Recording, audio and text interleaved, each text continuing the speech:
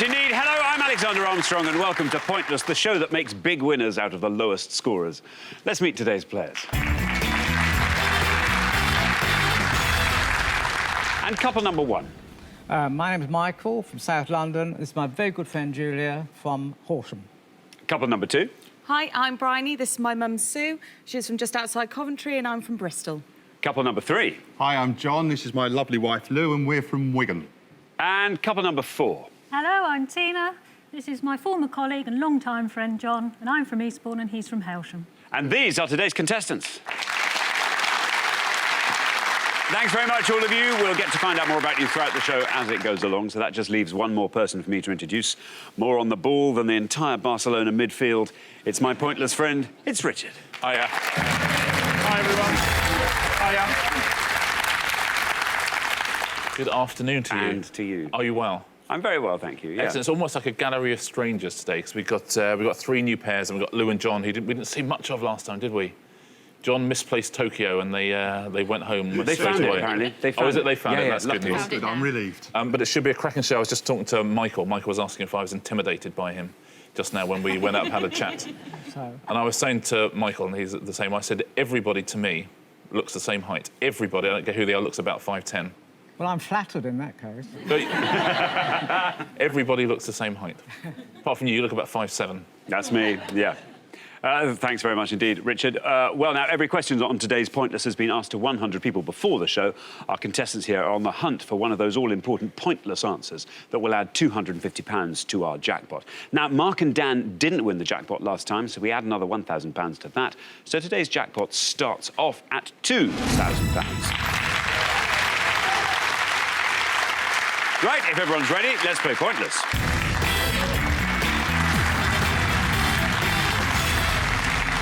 OK, now, the pair with the highest score at the end of the round will be eliminated, and do remember, there is to be no conferring during the round itself. OK, our first category today is famous people. It's famous people. Can you all decide in your pairs who's going to go first, who's going to go second? And whoever's going first, please step up to the podium. OK, and the question concerns famous people whose surnames begin with B. Surnames beginning with B. Richard. Yes, on each board, we're going to show you 7 clues leading to famous people whose surnames begin with B. You need to give us the most obscure answer.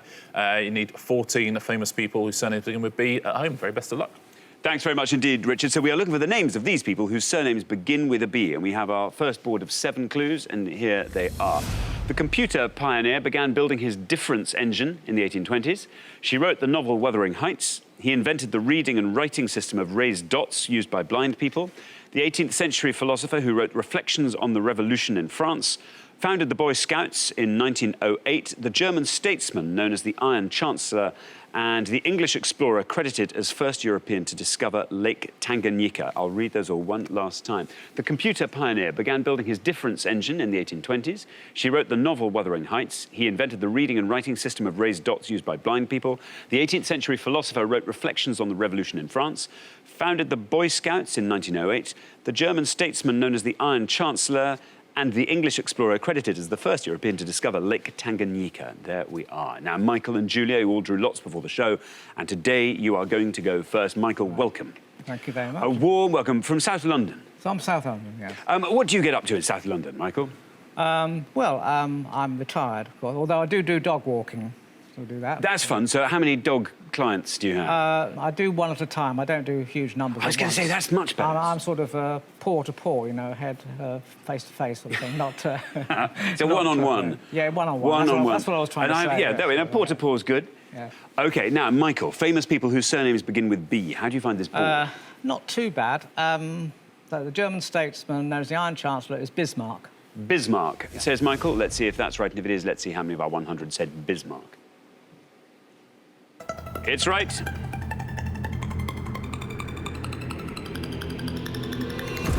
$22.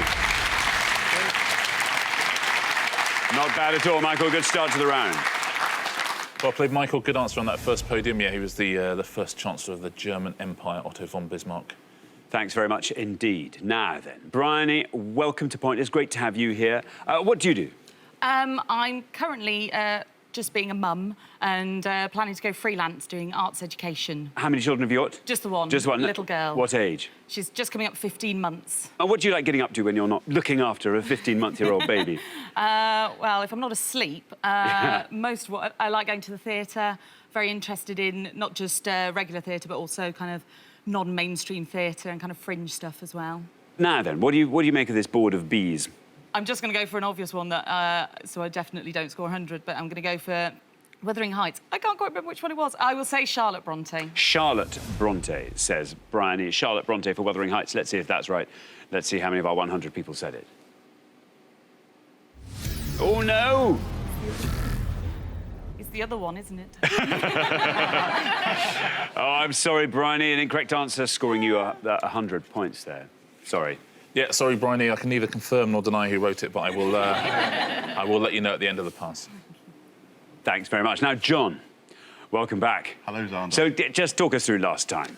It was pointless carnage, I'm afraid. We were looking for capital cities north of Paris. Yes.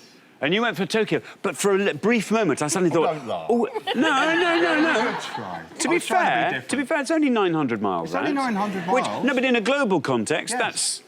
It's not far at all. It's a stone's throw. It is. If you're very strong. Now, John, this is a whole new day and a new Pointless. You're our only returning pair. We have high hopes for you. Well, I work in IT, so I'm hoping I'll get this one right. So I think the computer pioneer began building his difference engine in the 1820s was Babbage. Babbage. I'm hoping. Lou, how are we feeling about Babbage? More confident than Tokyo. Very good. Let's see how many of our 100 people said Babbage. Is it right? Look at that, John. Very well done indeed. Well, 22, our low score so far, and you passed that. 14 for Babbage.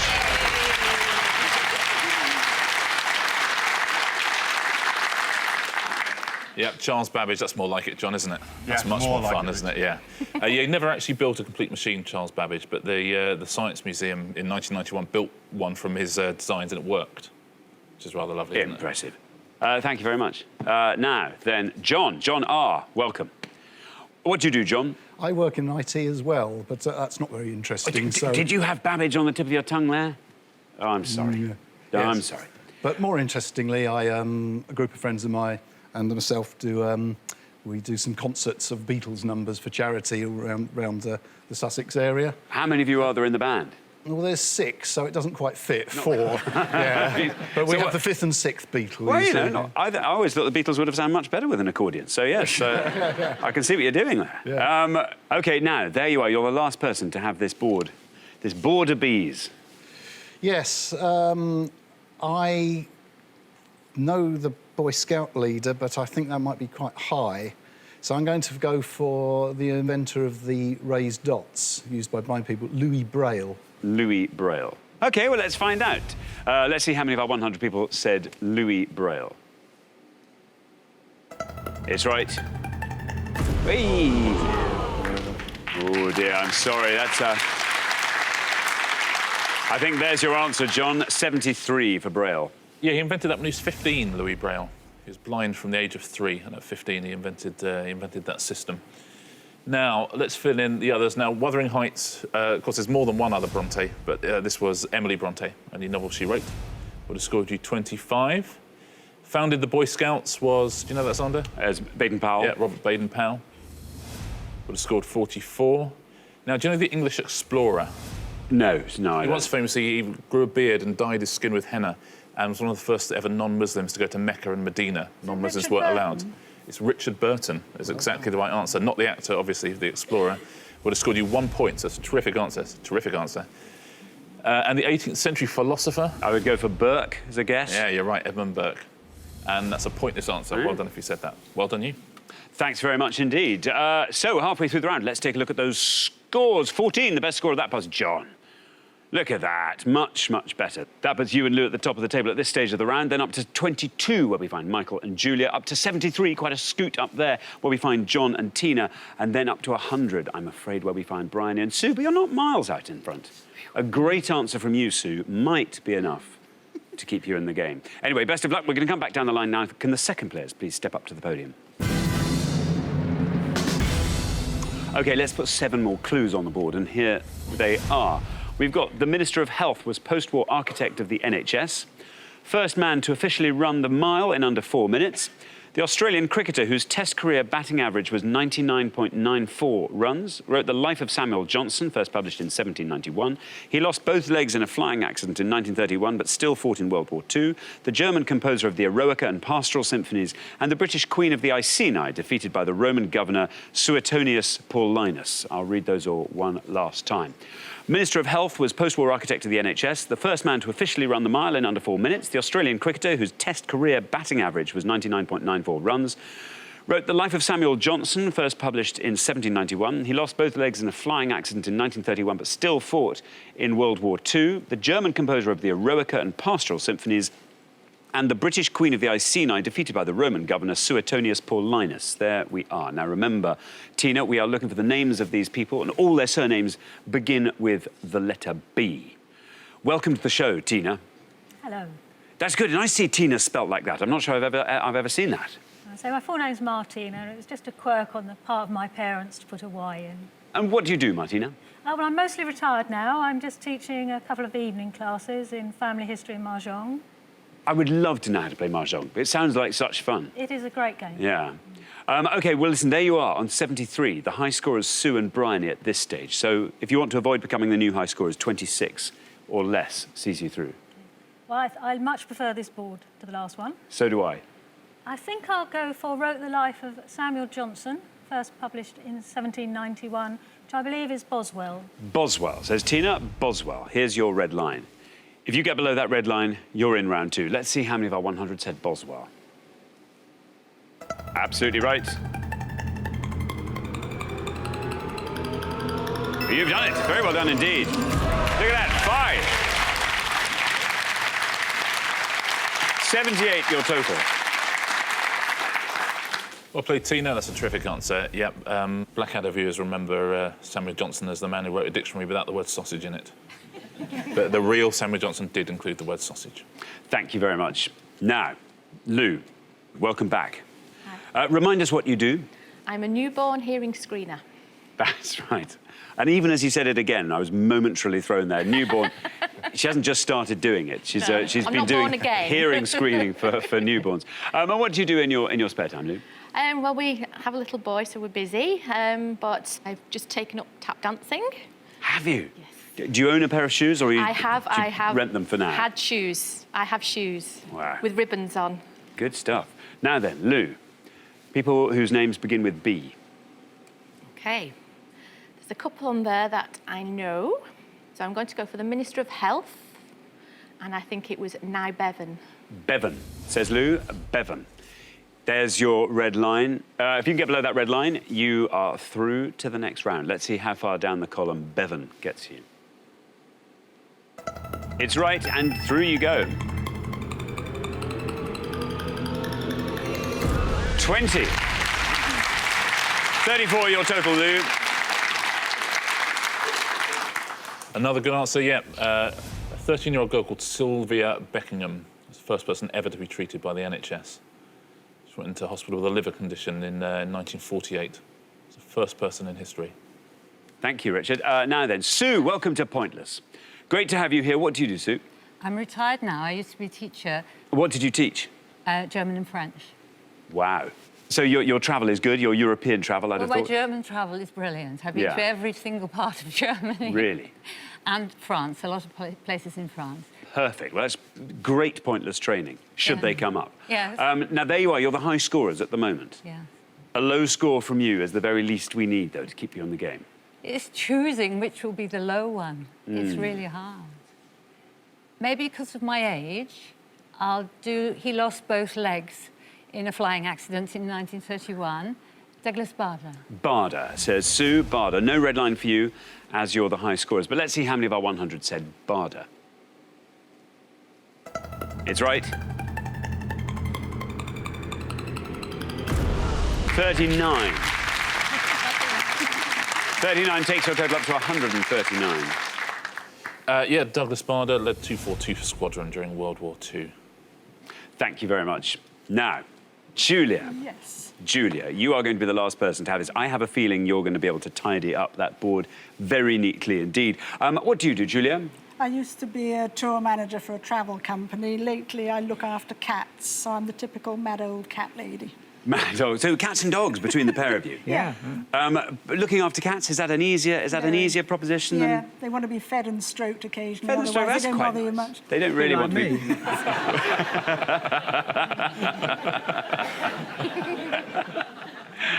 And you don't bother her much, Michael? Is that what you're saying? I'm very good. I'm very good. Now then, Julia, there you are on 22. You're through to the next round, even if you score 100, which I happen to know you won't. But take us through the board. Well, the first man officially was Roger Bannister. I know nothing about cricket. I can think of two Australian cricketers, Alan Border and Richie Benaud. And the German composer's Beethoven. I presume the bottom one is Boudicca. And I'm through anyway, am I? You are. In which case, it doesn't matter if I get it wrong, I'll say Richie Benaud. Richie Benaud. Michael doesn't like that at all. Oh, Michael, he knows you're through, still mortally offended by Richie Benaud. There we are. No red line for you, for the lovely reason that you are already through. Let's see what happens when we say Richie Benaud. We know, don't we? Unfortunately, an incorrect answer there. Julia scores you the maximum of 100 points, takes your total up to 122, but it couldn't matter less, you're already through. Good to go for it as well, because you knew all of the others. You're right about all the others. And you do know this gentleman's name. It's Don Bradman. Told you. And he would have scored you 12 points. Roger Bannister, you're right about. First man to run under 4 minutes for the mile. He would have scored you 59. The composer is Beethoven. You're right about that. It would have scored you 29 and is Boudicca. And she would have scored you 44. So the best answer on the board, Tina, is Boswell. Thanks very much indeed, Richard. So at the end of our first round, the pair heading home with their high score of 139. I'm sorry, Sue and Bryony. Never mind. Never mind. Well, listen, you'll come back next show and there'll be no more people whose surnames begin with B, and I'm sure you'll do much, much, much better. But meantime, we have to say goodbye. But thanks very much for playing, Sue and Bryony. But for the remaining three pairs, it's now time for round two.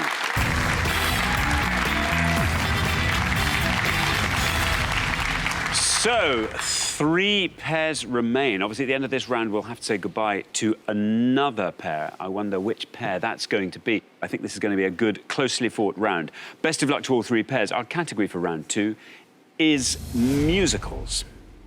Musicals. Can you all decide in your pairs who's going to go first, who's going to go second? And whoever's going first, please step up to the podium.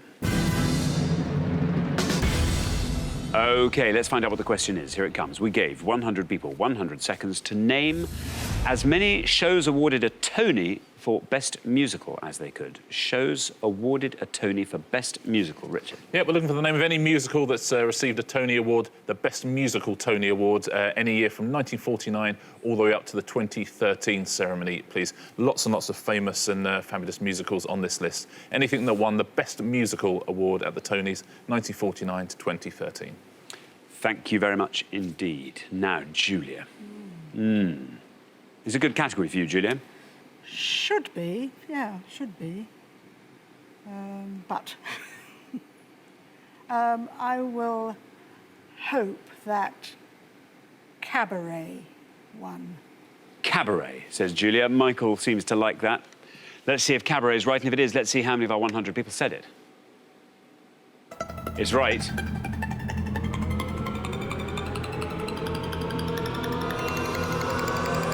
Very well done, Julia. 3 for Cabaret.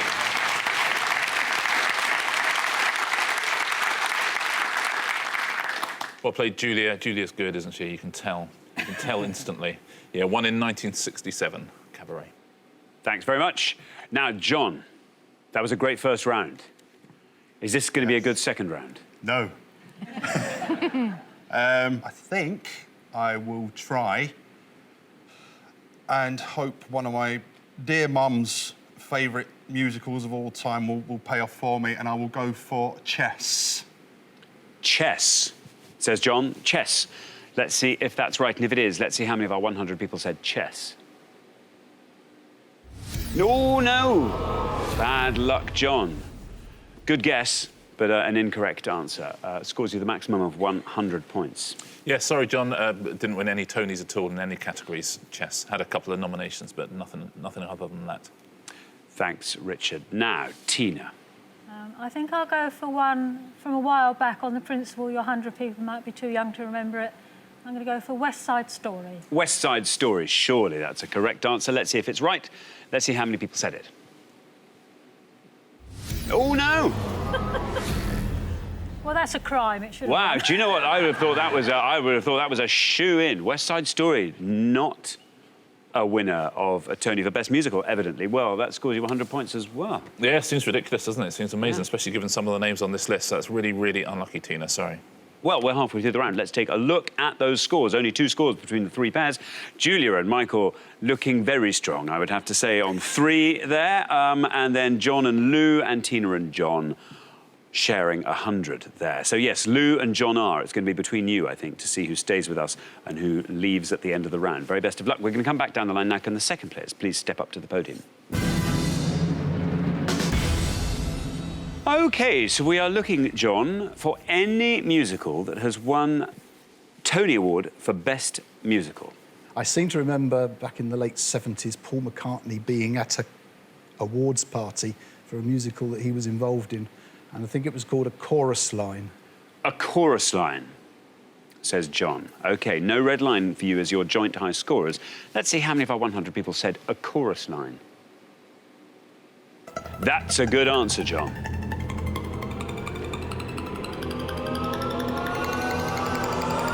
One.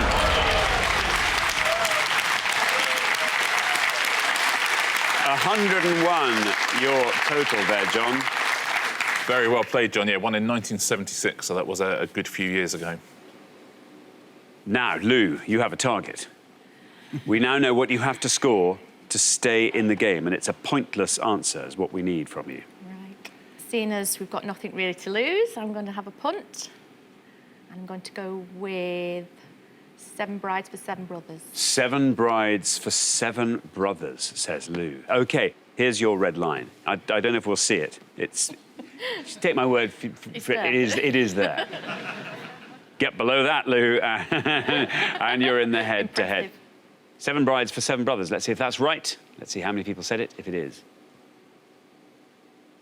No, bad luck, Lou. I'm sorry. An incorrect answer scores you 100 points, takes your total up to 200. But who knows? That could have been a correct answer. I'm sure if it were, it would have been a very low-scoring one. Yeah, Worth a Risk, more famous as a film musical, probably. They did revive it in the early 80s, but didn't win the Tony, I'm afraid. Thanks very much indeed. Now then, Michael, good news. You are already through to the next round. Good. But Julia did particularly well there. Lovely low score. Do you think you can score lower than that? Probably not, no. I'm going for a fairly safe one. At least I think it's a fairly safe one. My Fair Lady. My Fair Lady, says Michael. No red line for you. You're already through. But let's see how many of our 100 people said My Fair Lady. It's right.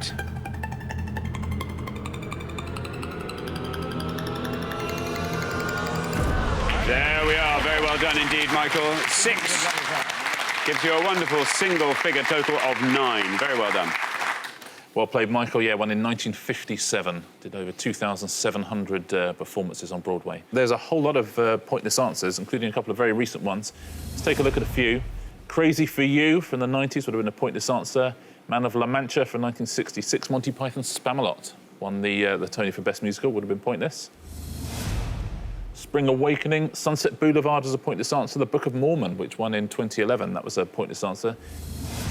The Producers, also a pointless answer. The Wiz, you could have had Thoroughly Modern Millie. There's a couple of other pointless answers. You could have had La Cage aux Folles, Ain't Misbehavin', Damn Yankees. There's quite a few pointless answers out there.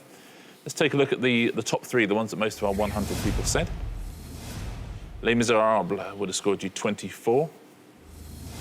Then Phantom of the Opera, 25. And right at the top, Cats with 29. Thanks very much. So at the end of our second round, I'm afraid the pair are returning pair. Lou and John, you did so well last round. And I'm afraid this round we have to say goodbye to you with a high score of 200. Oh, I'm sorry. I mean, but you might have said any of those pointless ones. Any one of them. I'm afraid it means we have to say goodbye to you. I'm really sorry. It's been great having you on the show. Thanks so much for playing. Lou and John. But for the remaining two pairs, it's now time for the head-to-head.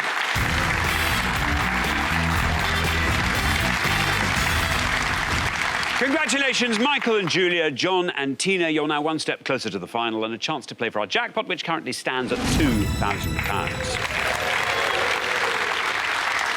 So now we have to decide who's going to play for that money, and to do that, you are now going to go head-to-head. The big difference is you're now allowed to confer, and the first pair to win 2 questions will be playing for that jackpot. I think this is going to be very, very close indeed. Michael and Julia, lovely low scoring from you consistently throughout the show, but John and Tina, in each round, it has always been one of you two who's given our lowest scoring answer of the round. So now you can confer.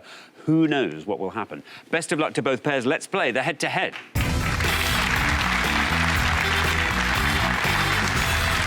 And here comes your first question, and it concerns sporting events and their years. Sporting events and their years. Richard. I'm going to show you 5 photographs now of memorable sporting events. Can you tell us the years in which they were taken, please? Thanks very much indeed. Let's reveal our 5 sporting events, and here they come. We have got A, B, C, D, and E. There we are, 5 sporting events. Michael and Julia, you've played best throughout the show so far, so you will go first. Let's see. Yes, I'll go for that. Should we go for that? Yeah, I think I have to do it. Right. It's probably quite high scoring, but we'll go for C, 1953. That might be quite high scoring. You're saying 1953. Oh, of course. Oh, my God. Yes. Oh. Sorry. So, well, listen, that makes up for Richie Benno, I think, for the journey home. Oh. OK, so John and Tina, do you fancy talking us through the board and filling in all the blanks for us? I'm not an expert on motor racing, so I don't know when Damon Hill won that, but C's Virginia Wade, 1977, winning Wimbledon. E is Francois Pienaar picking up the Rugby World Cup in 95. B, I think, is Bradley Wiggins in 2012, winning the Tour de France. But I'm going to go for A, which is Dennis Taylor beating Steve Davis in 1985. 1985. Impressive knowledge there, John, assuming it's right. Michael and Julia have said 1953 for C. Let's see what happens when we say that. Yes, I'm sorry. I think you knew that was coming. John and Tina have said 1985 for A. Let's see if that's right, and if it is, let's see how many of our 100 people said 1985. It has to be right only at this stage for you to win. It's right.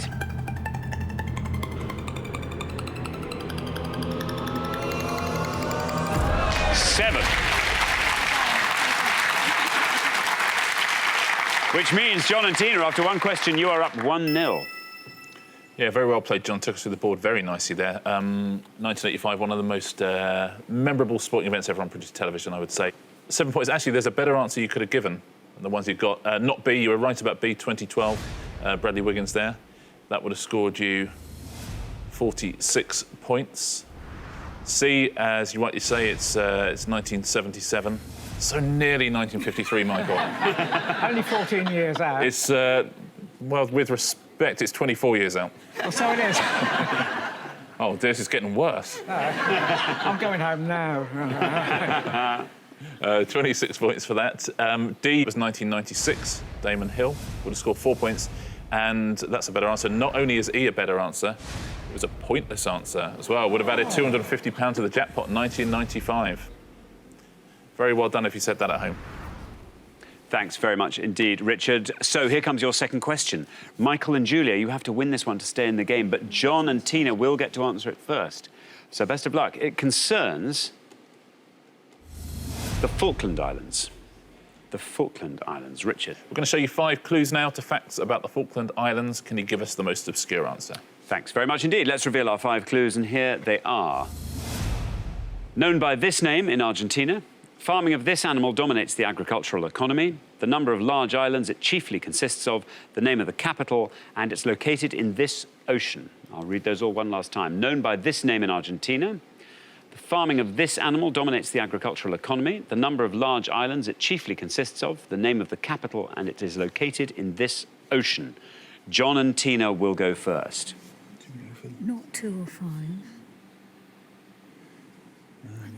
Not By Argentina.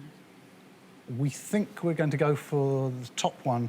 It's known by the Argentinians as Las Malvinas. Las Malvinas, say John and Tina. Las Malvinas. Now, Michael and Julia.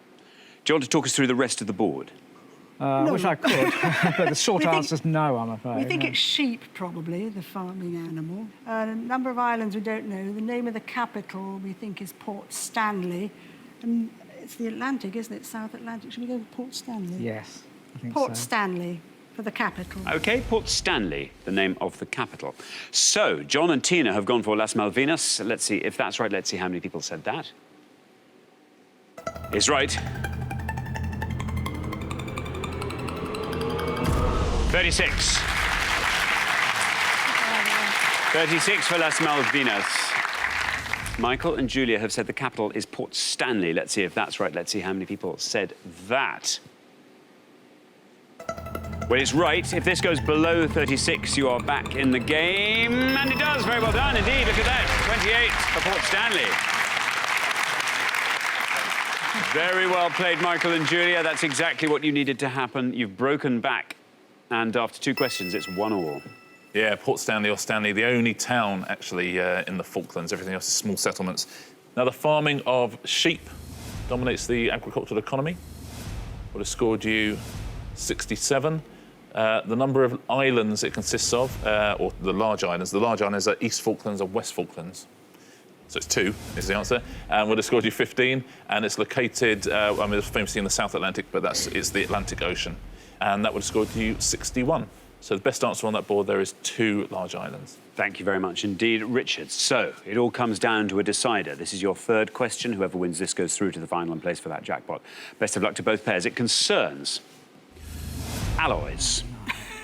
Alloys, Richard.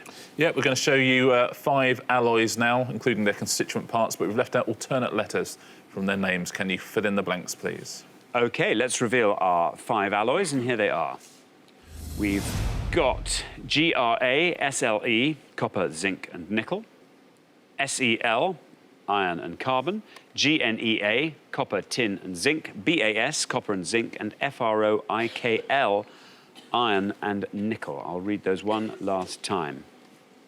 GRA-SLE, copper, zinc and nickel. SEL, iron and carbon. GNEA, copper, tin and zinc. BAS, copper and zinc. And FROIKL, iron and nickel. Now then, Michael and Julia, you will go first. Where's something silver? Can you think of any other word with silver? Gee, something silver. Steel. Well, the only one we can think, unless we've got about another half an hour to work it out, is brass. OK, so you're going to say brass, one up from the bottom. Now then, John and Tina. Do you want to talk us through the rest of the board?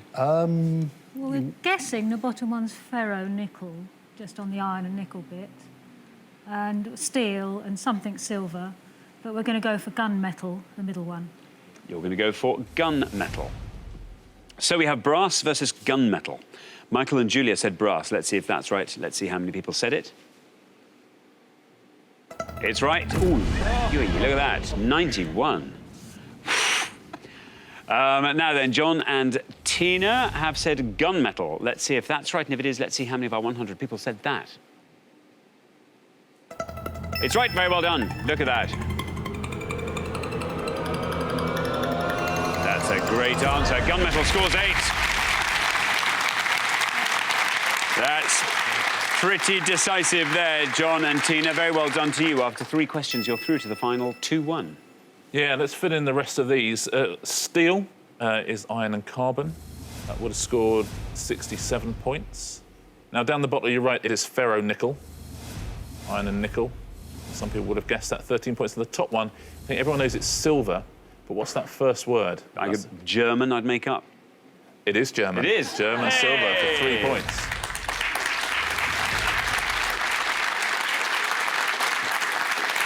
I have to say, I never realised the Germans were one of the alloys, did you?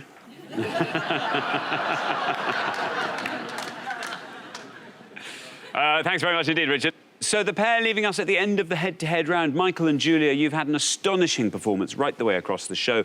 Then you came up against John and Tina, who really were very good on that. The first and last questions, particularly John and Tina. But it means, Michael and Julia, the good news for us is we get to see you again next time. We'll look forward to that very much indeed. But meantime, thanks very much for playing, Michael and Julia. But for John and Tina, it's now time for our Pointless Final. Congratulations, John and Tina. You fought off all the competition and you've won our coveted Pointless trophy, so well done.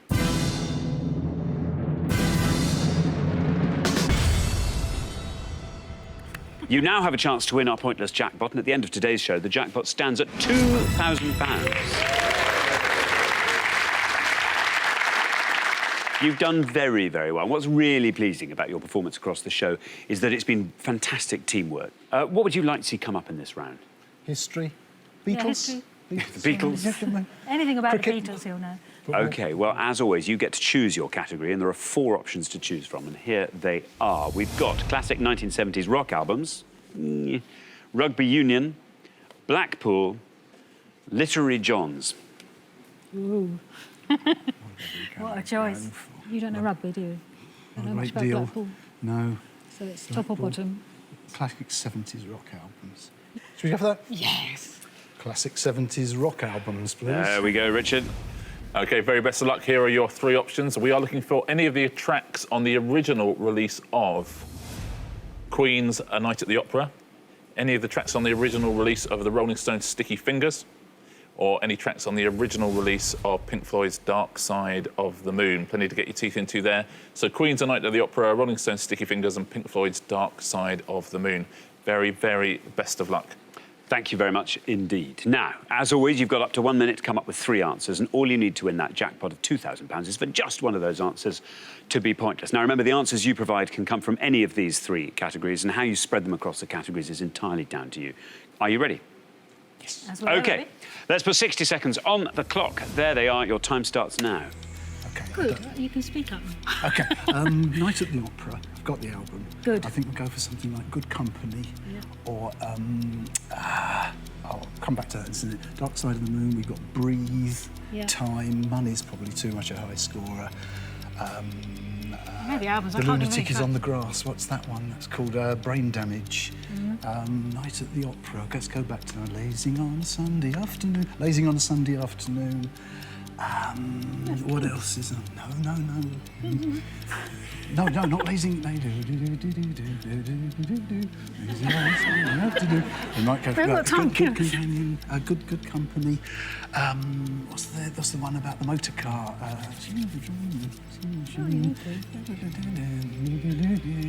10 seconds left. We can't go for Bohemian Rhapsody. It's too much. Definitely not. What else is in Sticky Fingers? OK, that's your time up. I now need your 3 answers. What are you going to say? Right. We'll go for Dark Side of the Moon, Brain Damage. Brain Damage. Queen, Night at the Opera. We'll go for Good Company. Good Company. And I think it's called Lazing on a Sunday Afternoon. All right, come on. I think it is. Let's Go think for that's that the one. King's Lazing on a Sunday afternoon, afternoon. also from Night at the Yeah. Opera. Of those 3, which is your best shot at a pointless answer, do you think?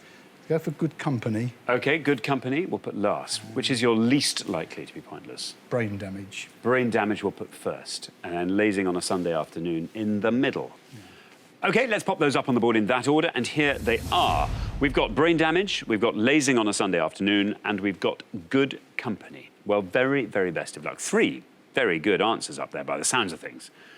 Your first answer was Brain Damage. You thought this was probably your least likely to be pointless, but remember, only one of these answers has to be pointless for you to win that jackpot of £2,000. What would you do with your share of the winnings, John?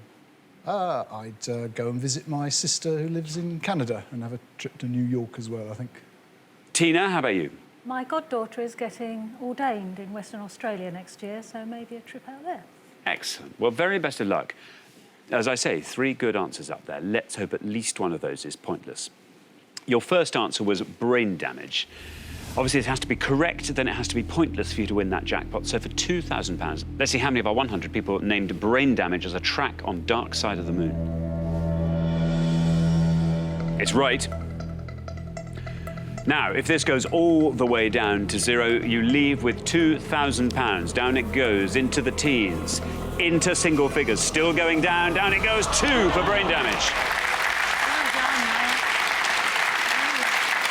That's a great answer. Fabulous low score. It's not pointless, though, and it's only pointless answers that we're interested in this final round, so only 2 more chances to win today's jackpot. Your next answer was lazing on a Sunday afternoon. It has to be correct.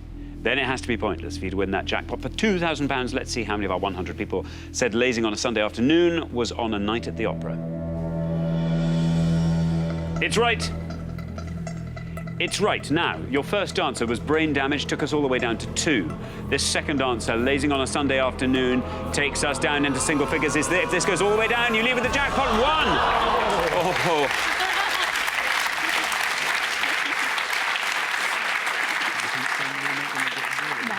Oh, now this is heading towards being one of those perfect jackpot rounds where you've got 3 good answers and you put them in exactly the right order. The next one, surely, Good Company, has to be pointless.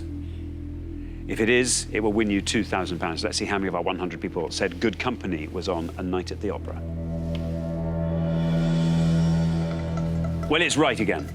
First answer, Brain Damage, took us down to 2. Your second answer, lazing on a Sunday afternoon, took us down to 1. This answer, Good Company, now takes us down. Will it pass 1? Will it pass 1? Yes, it does! Very well done indeed. Very, very well done. Fantastic. Brilliant.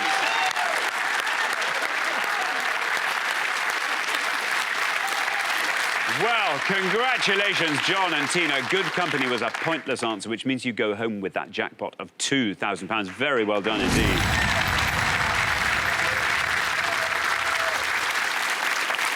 Amazing. Very, very well played. Nice category for you there. Let's take a look at the answers for all of those albums. There'll be some other answers that I suspect you'll recognise here. God Save the Queen on Night at the Opera, there's Good Company. Sweet Lady, the Prophet Song. You also could have had Death on Two Legs and Seaside Rendezvous on that album. For Sticky Fingers, you could have had Can't You Hear Me Knocking? You could have had Dead Flowers, I Got the Blues, Moonlight Mile and Sister Morphine. Those are the pointless answers there. And fewer on the Pink Floyd album. You could have had Any Colour You Like or Eclipse. So a couple of the others that you were talking about during the 60 seconds wouldn't have won you the money. But Good Company, which you came up with almost instantly, I think, and stayed there all the way through and won you the cash. Very, very well played. Thanks very much, Richard. Well, thanks once again to our winning players, John and Tina, who go away with today's jackpot of £2,000. Join us next time when we'll be putting more obscure knowledge to the test on Pointless. Meanwhile, it's goodbye from Richard. Goodbye. And it's goodbye from me. Goodbye.